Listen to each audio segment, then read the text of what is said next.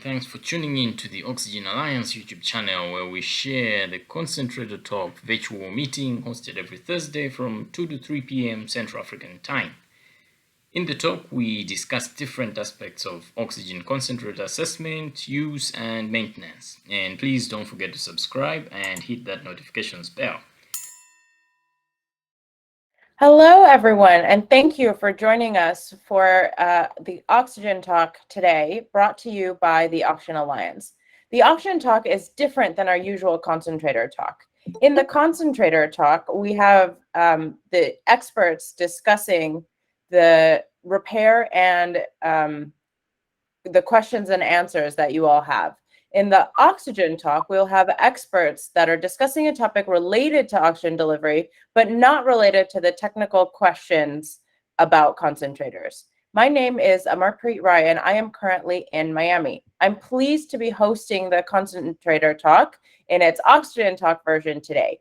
Joining me are my colleagues, Timothy Matonga and Jerry Douglas, along with our usual technicians that you have come to know and love from OpenO2 and Sunrai. For those that may not be aware, our Concentrator Talk is a virtual meeting that the Oxygen Alliance hosts every Thursday from 2 to 3 p.m. Central African Time to discuss different aspects of concentrator repair and assessment. And remember, you can always send questions by email to info@oxygenalliance.org, and we will do our best to respond during the next Concentrator Talk session. We will go back to our usual programming next week. And just a reminder that we ask everyone to keep your video turned off and your microphones muted unless you are asking a question.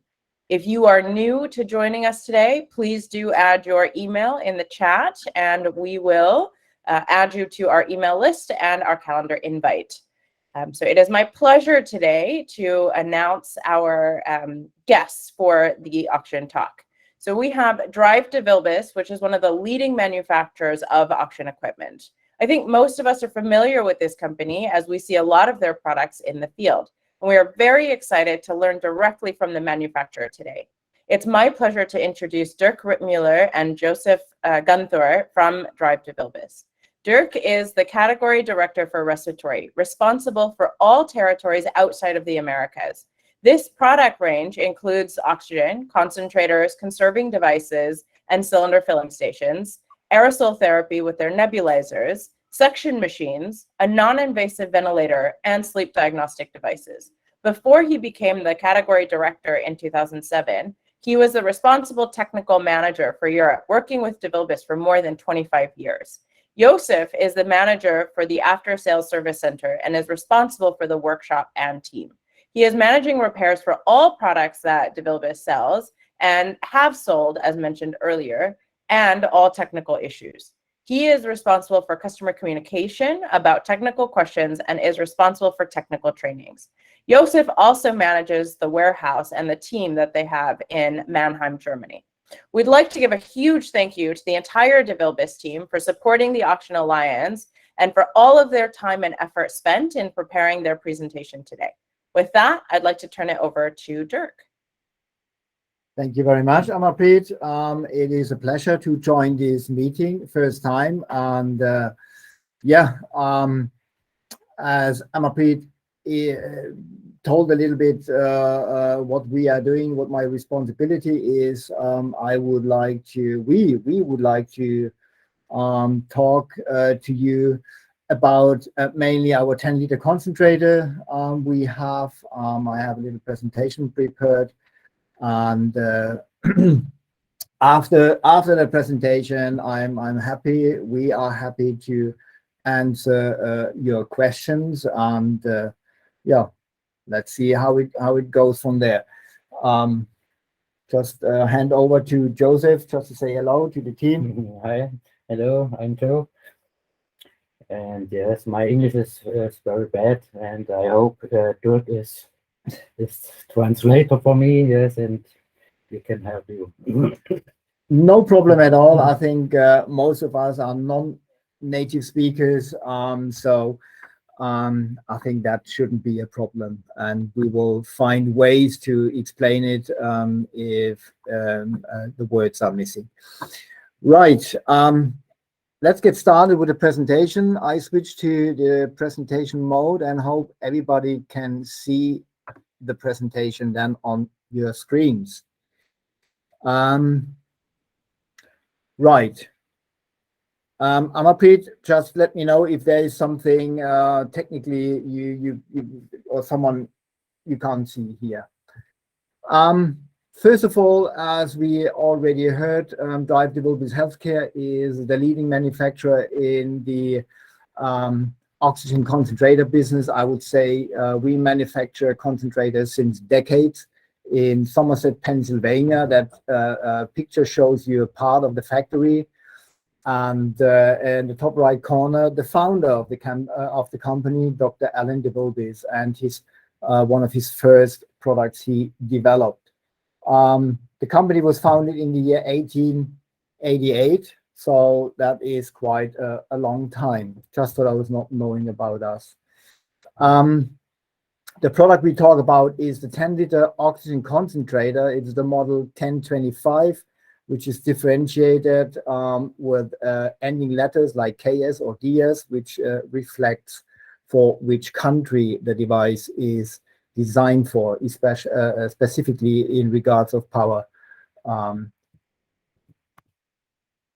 Okay, why is it? Okay, well, I hope you know this product. If not, the presentation is set up in a way that is a mixture of product information and technical information, because I think there are as well technicians joining this meeting and are probably interested to learn a little bit about the product itself and some things you need to consider if you repair or service the product.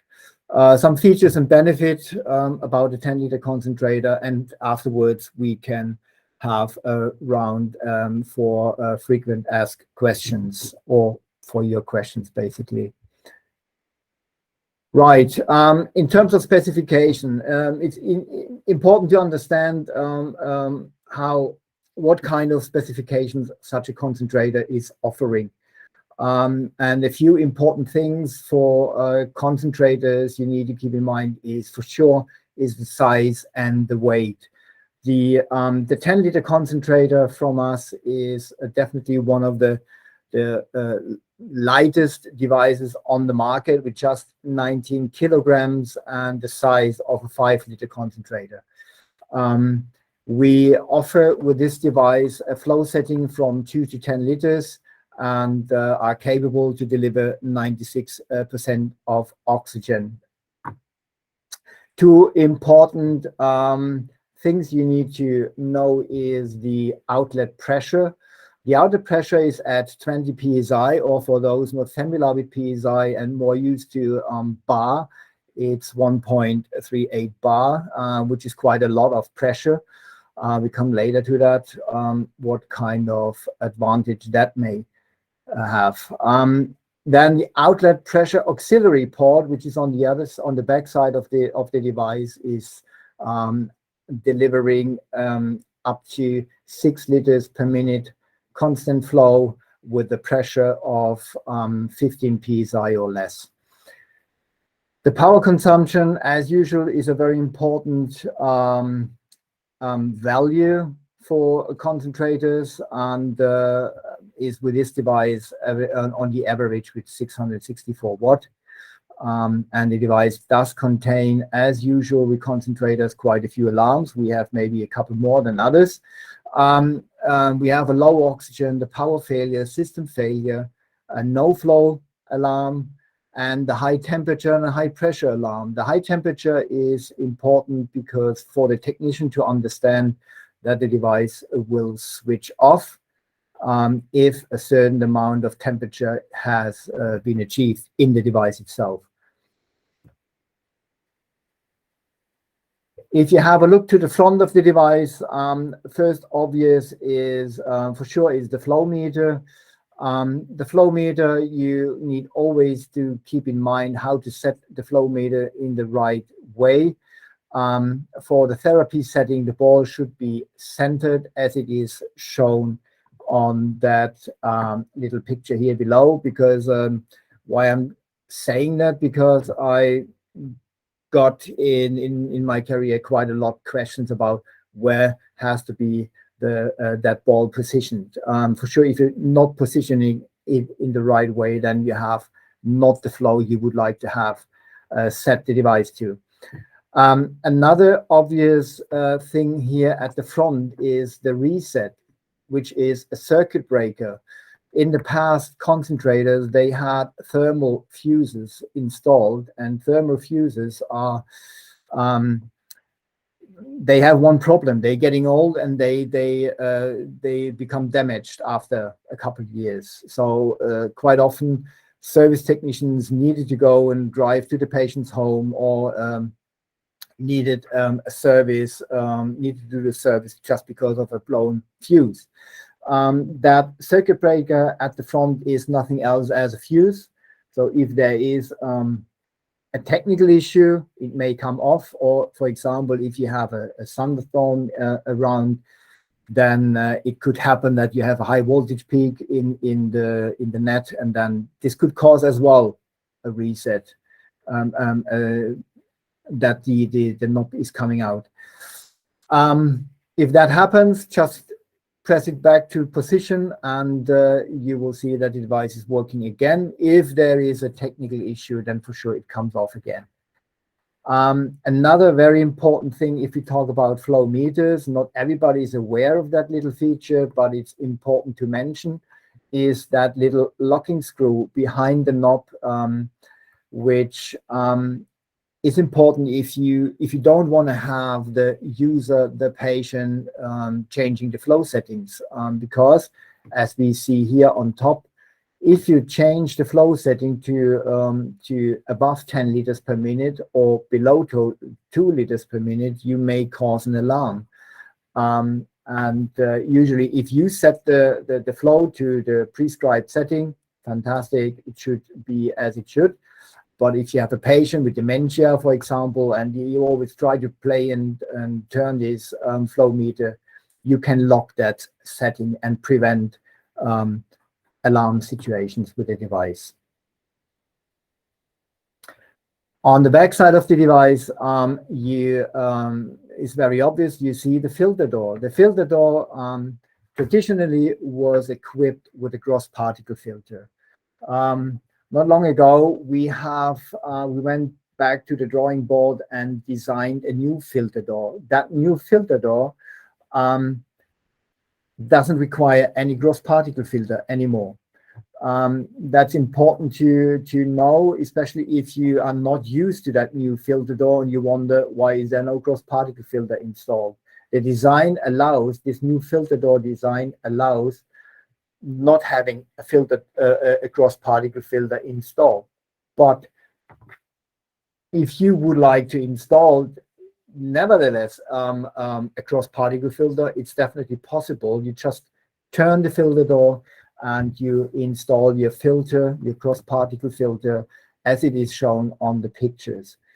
The filter door is backwards compatible, so you can use it for the 5 and 10 liter concentrator series, no problem.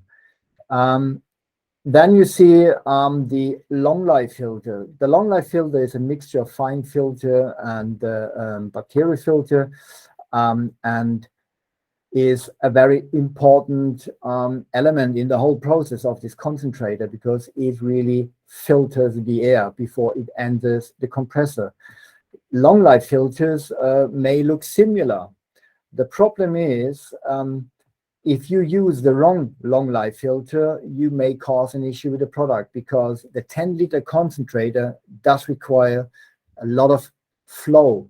And if you put in the wrong long life filter, then that causes more resistance in the system, will increase the temperature in the device, which is not really good. And to make sure that you understand how a 10 liter long life filter looks like in comparison to a 5 liter long life filter, you see here the 10 liter has 2 holes, which are important for the right flow for the device. just to keep in mind, don't switch long life filters. For example, if they have the 5 and the 10 liter in your facility, you cannot switch these filters between the 5 and 10 liter. That's why I wanted to make sure everybody understands that.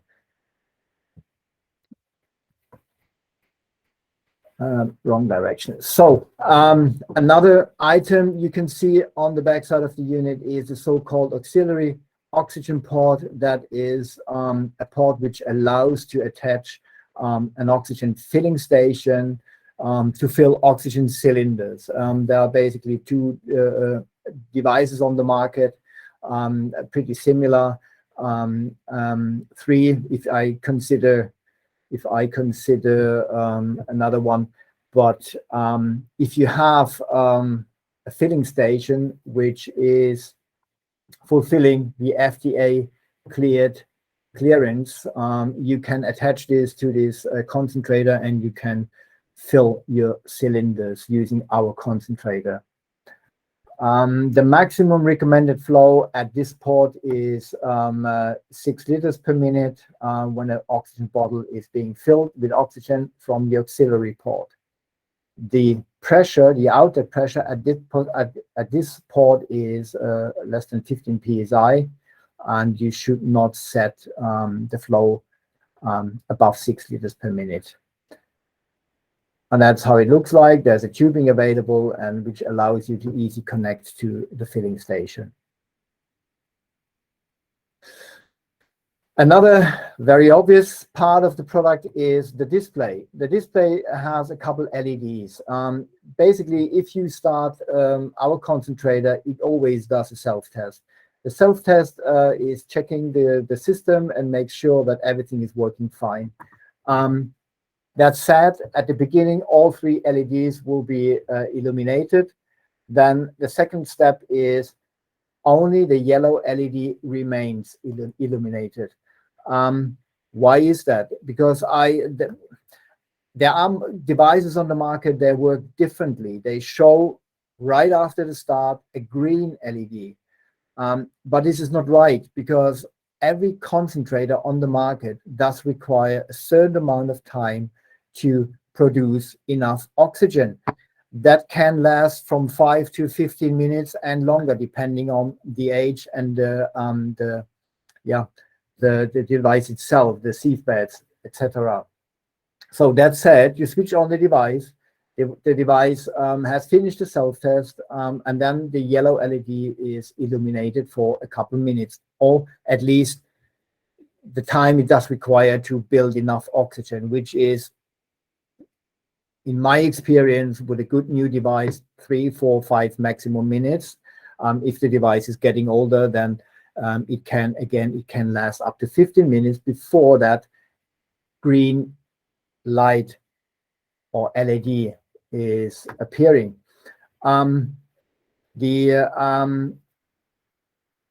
Should that not come off, that yellow LED, and turn to the green LED, then for sure you have a device which is not producing enough oxygen, and then you have to service it. But the green LED means that the therapeutic oxygen level is obtained and the device is working under specification.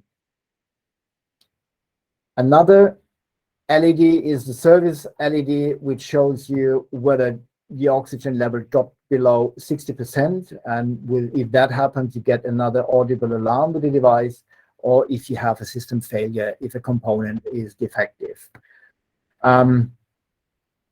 The digital hour meter, that's a little bit different to all the devices on the market from us. In the past, we had an analog hour meter, which was located behind the filter door. The new hour meter is a digital one and is obvious at the front, and that allows you to easily read the hours. But there's one thing you need to keep in mind. There is a little dot. I'm not sure whether you can see that.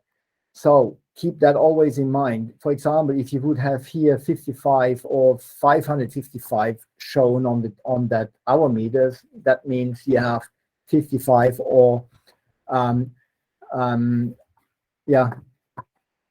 5.5 hours shown, not 55 as it may be the impression here on that picture. So don't forget there is a little dot just to make sure that you have that in mind if you read out or note the hours.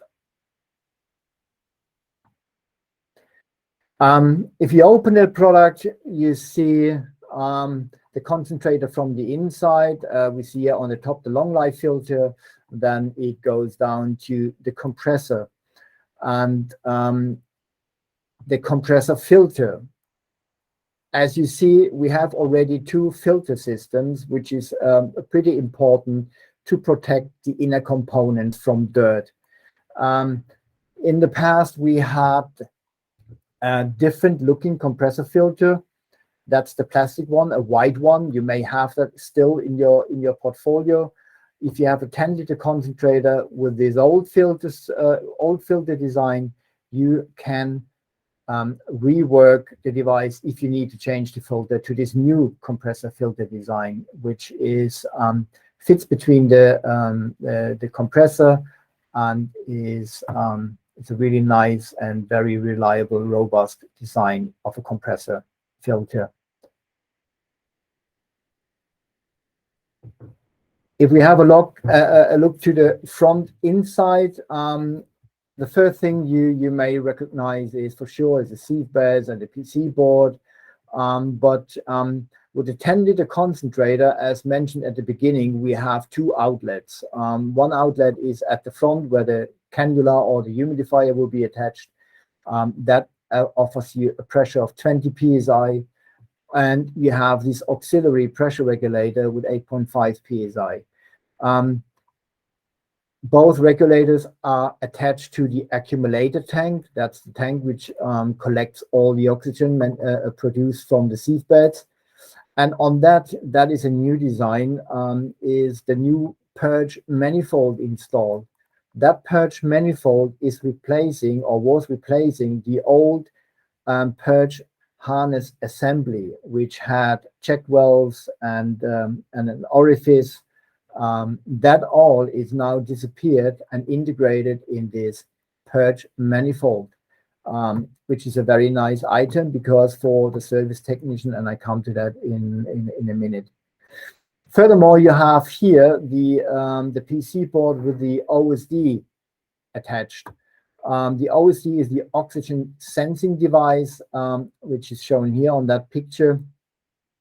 That is a device which is measuring the oxygen concentration produced from the concentrator and the flow, and is then for sure if something is wrong with the oxygen concentration, for example, showing that with the LEDs on the PC board.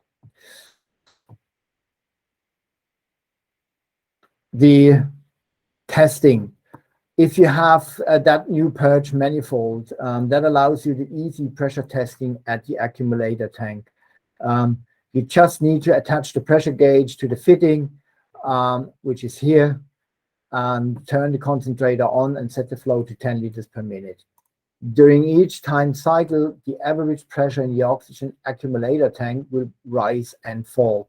If you have a look to this pressure gauge, you are getting familiar to the way the device is working, increasing, decreasing the pressure, and you will see whether the pressure mentioned as well in the manual has been achieved or not. And that is a great indicator to figure out whether you have a problem with the sieve beds, whether you have a leakage in the system. So that is a very important thing you need to service this product more easier. So for example, a higher pressure is maybe related to a bad sieve bed. If that is the case, you have the higher pressure, then make sure that the concentration will be controlled just to make sure it is not, it is definitely a sieve bed. Is the pressure low? Then you may have occluded filters or tubing connections loosen, or the compressor has an issue. Important that you understand that altitude has an impact to pressure. So we have here a little table in the service manual which shows you, which you can use as a comparison where you live. And then you see here the right pressure setting. In addition to that, every concentrator has sieve beds. We do that as well. With the sieve beds, it is very important to understand that sieve bed manufacturing is a very complex thing if you do it in the factory. What we developed is an in-house, a house in a house, so to speak. We have our controlled room, climate controlled room, where the sieve bed is manufactured automatically, where the sieve material is filled automatically into the sieve beds in a specific process to make sure that the sieve bed is delivering high concentrations and long, reliable usage times.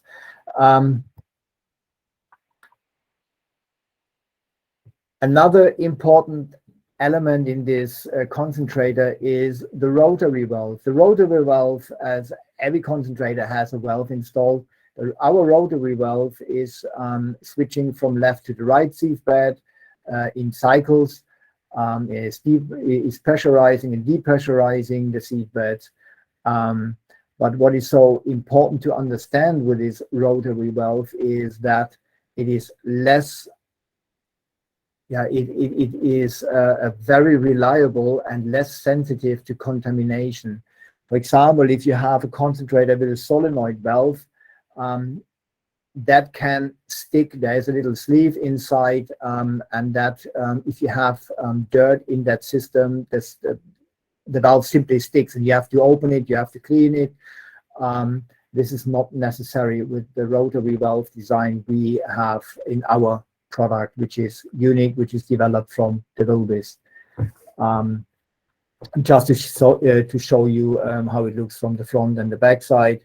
And probably most of you know this item already, but I wanted to make sure that it's understood that this is a very unique design and is designed in a way that it is less sensitive to contamination.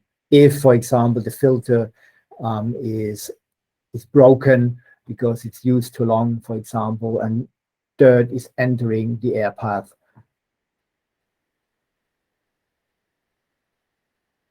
Well, a little thing you need to keep in mind if you service such a concentrator. First of all, you should do a quick visual inspection. So check the device, whether there are loose hoses, big leaks, broken fittings, or broken or disconnected wires. For example, if the flow meter tubing comes off, then for sure you have a problem, and you need to find the reason for that. Or if the flow meter is set properly, as I mentioned at the beginning, there is a locking screw.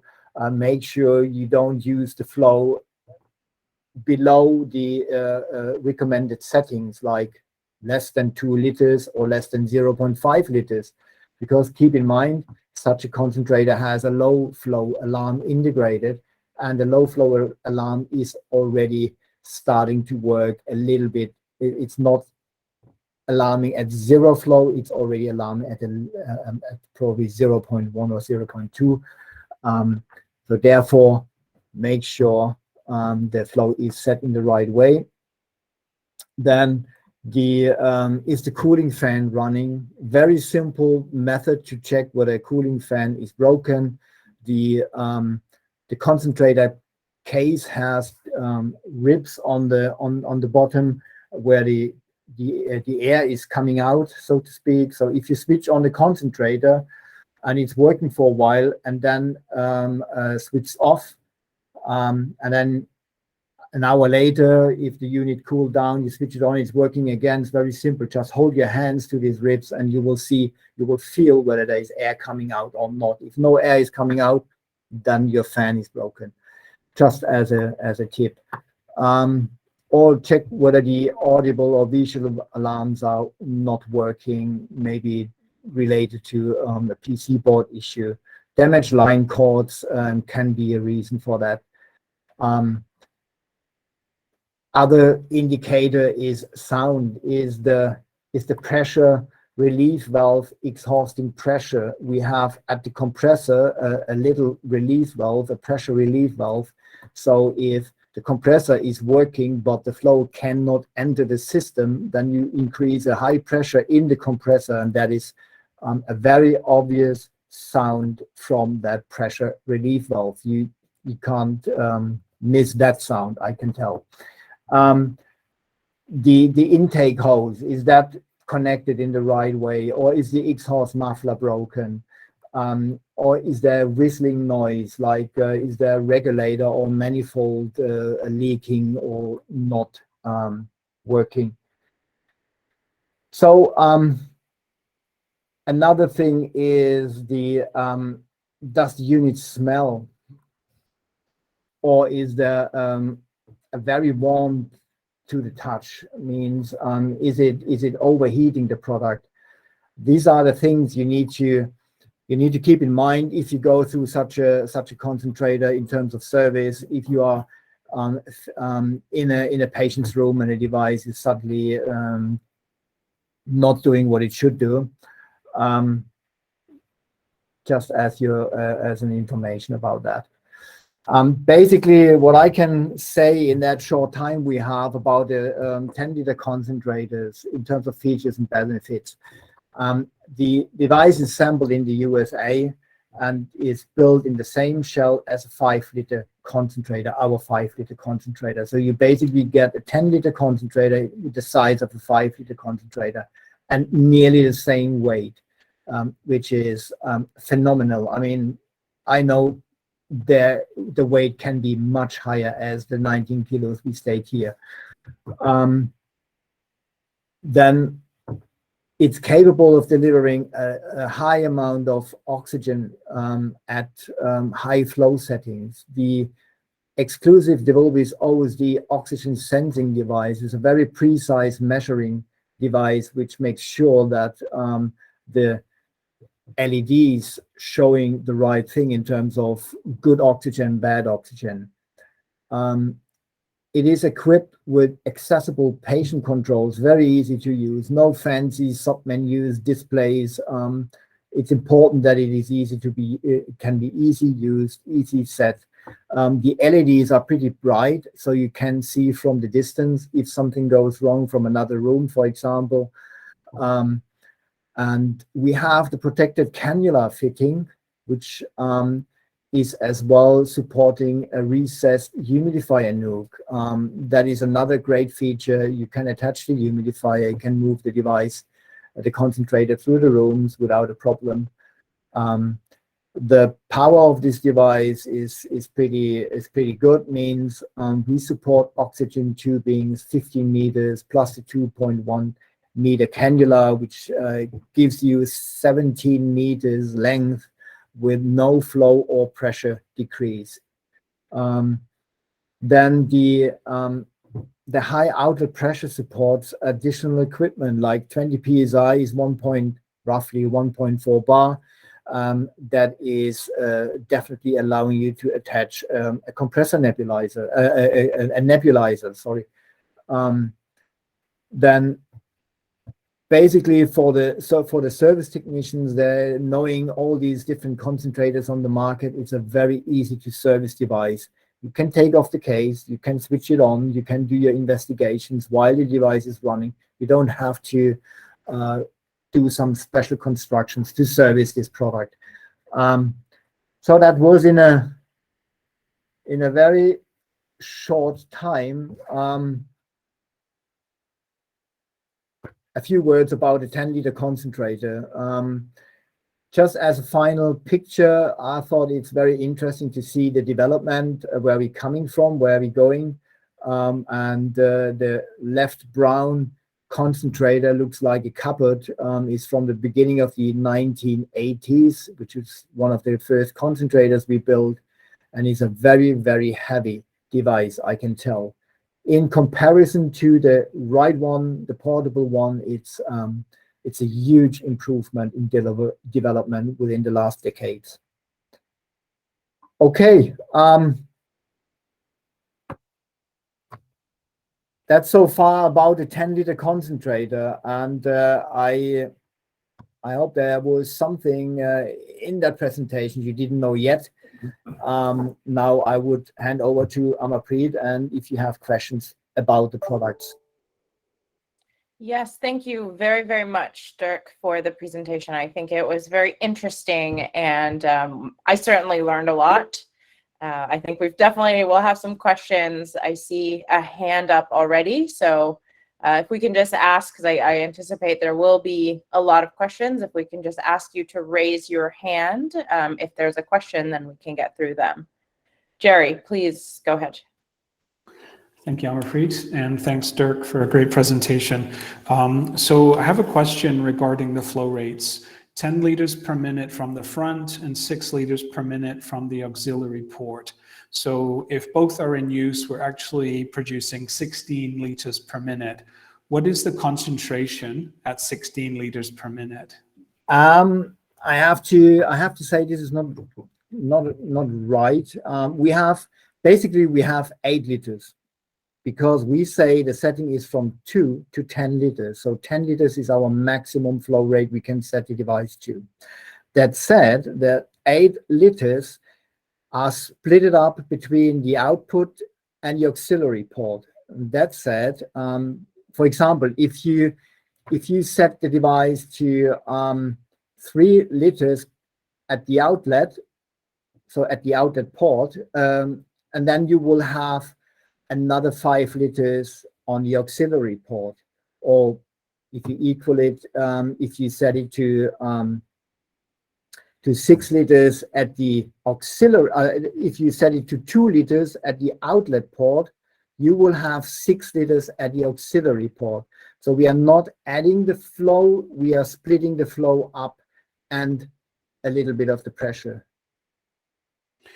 Unfortunately, my network cut out for the first 20 seconds of your explanation. So let me just ask again. So let me just use as a model a concentrator that has dual flow meters, 2 flow meters. And we know, for example, that there are many concentrators that are designed for 8 liters per minute maximum, and they have flow meters on them, which go up to 8 liters per minute. So if you open both flow meters, you can actually get 16 liters per minute, but we know that the purity reduces substantially at 16 liters a minute. In the context of the 1025, there's a maximum of 10 liters a minute from the front port and 6 from the auxiliary port. Is there anything that prevents the user from exceeding the recommended combined flow rate? And I apologize if you said that during my network outage. Okay, I need to explain it again. The auxiliary port is designed to be used with a filling station. So the filling station, you have a cylinder attached to the filling station. You would like to fill your cylinder. Usually the filling station states a certain amount of flow which is required to fill the cylinder. With our concentrator and the auxiliary port, we have a maximum flow rate of 8 liters per minute, right? From 2 to 10. That gives us 8 liters per minute maximum flow. If we attach a filling station to the auxiliary port, we have to divert that 8 liters per minute to the backside. Means if you set the flow rate at the cannula fitting, so to speak, at the front, at the outlet, to just 2 liters per minute, that means you will have 6 liters per minute for the filling station at the auxiliary port. So we are not adding flow, we are splitting that available flow from maximum 8 liters to between the outlet and the auxiliary port. Okay, so just so I'm clear on this then, whatever flow is not coming out of the cannula gets diverted to the auxiliary port, essentially. So you're really controlling the flow of both ports in the sense by just moving the knob on the flow meter on the front panel. Correct. And So yeah. if you're using a filling station compressor to fill an external tank, it just means that if you're taking, say, 6 liters a minute from the cannula port, the balance is going to the cylinder. It's just going to take that much longer to fill the cylinder. Correct. Okay, That is understood. correct. Thank you so much.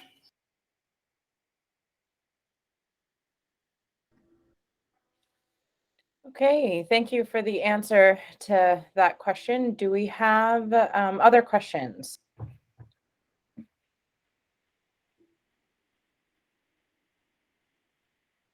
And while we're waiting, I think sometimes it takes people a second to get their questions together. I'm happy to kick off with a question. So the compressor filter that you have in the 1025 is unique, I think, compared to some of the other filtration that's done in other devices. Can you explain, because a lot of the concentrators in our areas are used in hospital settings, or sometimes in environments that have higher dust and higher humidity. Can you explain the importance of that compressor filter and perhaps some information around how often it should be changed, if it needs to be changed, or what to look for from a technical perspective? Right. A concentrator is really, the compressor is drawing the outside air into the system. If you do that and you have an area with a lot of dust, for example, all that dust is drawn into the system. If you have a device without a compressor filter, all that dirt, so to speak, the particles will be blown into the valve. And depending on the technology of the valve, dirt in the valve will cause a failure, will cause a broken valve, so to speak. You have to fix it, you have to clean it, you have to exchange it. So if you use a compressor filter like we do, not to forget that we have a long life filter at the beginning, but again, the long life filter, if that is not frequently changed, can be occluded, can even break. So in other words, there's so much dirt inside of that filter that the filter material is breaking, and dust particles entering the compressor filter. If you don't have that, everything is entering the system, or you have membranes in the compressor. So you have these pistons going up and down, and on top of these pistons you have membranes, so-called cup seals. The cup seal is as well losing some material over the time, as well as some dust. Everything of that is filtered in that compressor filter.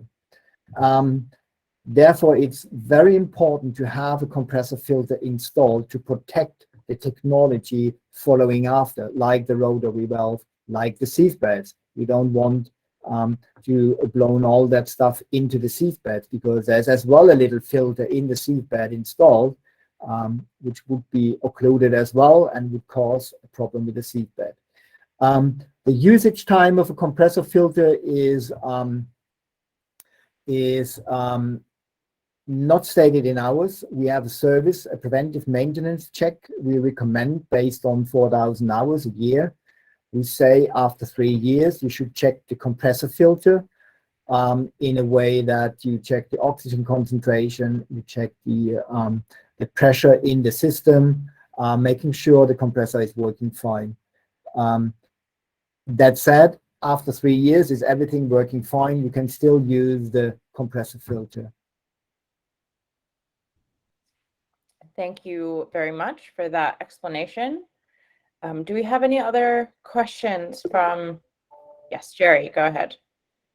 So is the compressor filter serviceable? Is it something you open up and replace an internal component, or you have to replace that whole physical thing?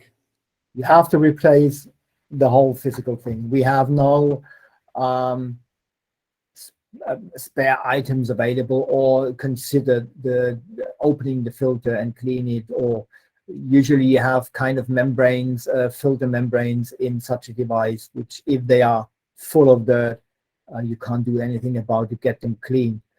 So yeah, to answer your question, no, we just exchange the compressor filter. Okay, thank you. Thank you for that. Mwawi, question from you. Yes, thank you very much. So mine is on the one-way valve that we normally find on the patient's outlet side. I've noticed that on the 525, we don't have that one-way valve. I haven't worked with the 1025 much, so I'm not sure if you have that one. I've seen scenarios in the past where water from the humidifier bottle flows back into the flow meter and sometimes end up in the safe bed. Is there a way that you have solved that situation with the 1025?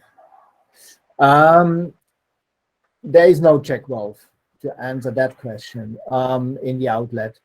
We have not installed, we have taken the check valve out because usually if you have water coming from the humidifier into the system, this is not caused because of like a negative pressure in the system, for example. This is usually caused by transport. If you leave the humidifier attached to the concentrator and with water filled, and you lean it, you put it on the back, for sure, then there is a way that humidification, that water can enter the system. Our experience without a check valve is pretty good. We have basically not really complaints about that, as long as you need to consider, if you transport the concentrator, you have to take the humidifier off or empty the humidifier before you transport it. But the 10-liter doesn't have this, has no check valve, as it is the case with the 5-liter. I see. Thank So you. the negative pressure doesn't really cause the water to flow back, but then the shaking of the device. Correct. I see. Dirk, just to reinforce Mwawi's comment, I know our teams have drained more than 1 liter of water from a Mwawi, I'm blanking on the term right now. The product tank. Thank you, from the product tank. And so our hypothesis was that it was negative pressure in the system. So that was the basis for his question. Right. No, that cannot happen. If you switch off the device, basically the piston which is going up and down, that way is very, very small. It's probably 2 centimeters, or I don't know. I can't tell out of my mind. But even if the piston goes in one position, that won't be enough negative pressure to get all that water into the system. Our experience is that this is basically caused by transport. If the humidifier was attached and filled with water. Thank you. Do we have any other questions? So I'd like to ask maybe one question based on Josef's experience running the workshop. What are the top repairs that the team is doing every day? Like, what's the most common failures that you see? Naja, wir führen die klassischen Service durch. Ja. Wir graben, schließen das Siebe und wir checken die Ventile und die Filter. Ja. Okay, from as it is, a seatbelt is basically a very often part which needs to be exchanged with all the units. We're doing service for many countries. Seatbelts is what needs to be exchanged after several thousand hours of use usually. compressor membranes, the capsules, they need to be replaced if the concentrator was used already several years, and less issues with rotary valves, more with the components which are really like a tire with the car. You know, a seat bed is kind of a filter. A compressor is working a lot if it is used 24 hours a day, 7 days a week, and the whole year, so to speak. And that a couple of years, and then the compressor, the capsules, they will become damaged. But it is not a problem, because we have a compressor repair kit where you change these capsules, and then after that the compressor is working fine again. So most repairs are related to items which are used constantly, so to speak. Got it. And is there any suggestions that you can give, especially considering how these units are used, to minimize the repairs that could come up? Absolutely.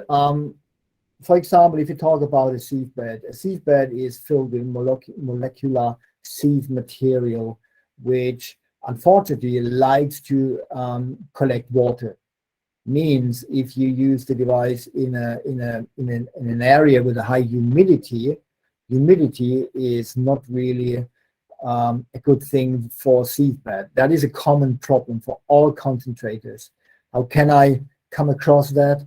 Well, use the concentrator at least longer than half an hour, for example.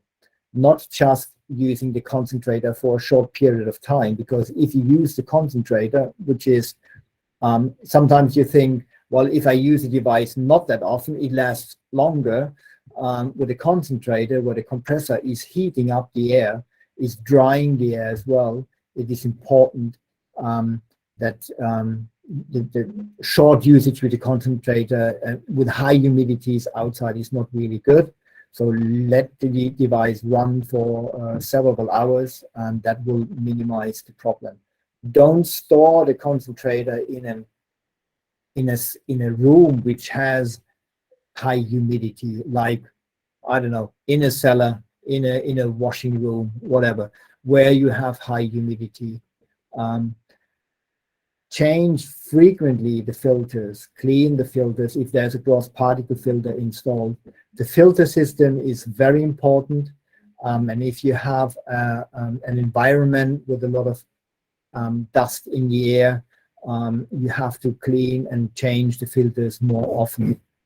If you do that, the device will last for many years, no problem.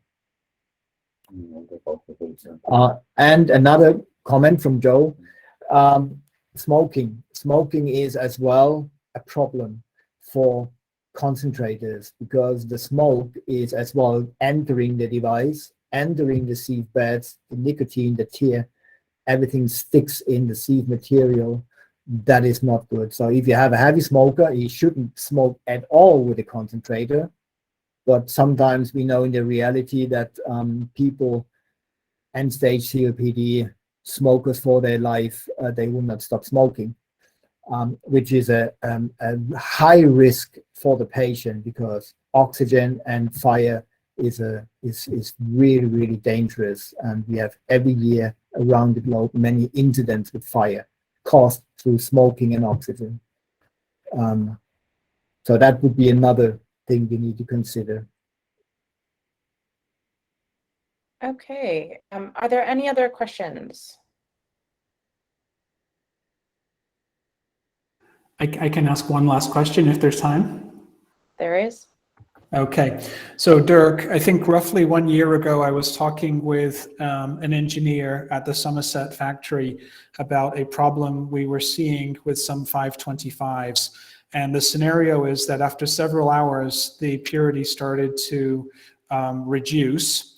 And he mentioned one situation that occurs regarding the rotary valve, that as the power comes on, the rotary valve is homing itself using the small magnets and the Hall effect sensor. But over time, the stepper motor starts to lose steps. So you get slight misalignment on the rotary valve. I'm not sure if you're familiar with this problem. And it certainly occurred to us that it might be an easy fix to just have the device rehome itself on every rotation. So I wondered if you're aware of this and if you have any thoughts on this.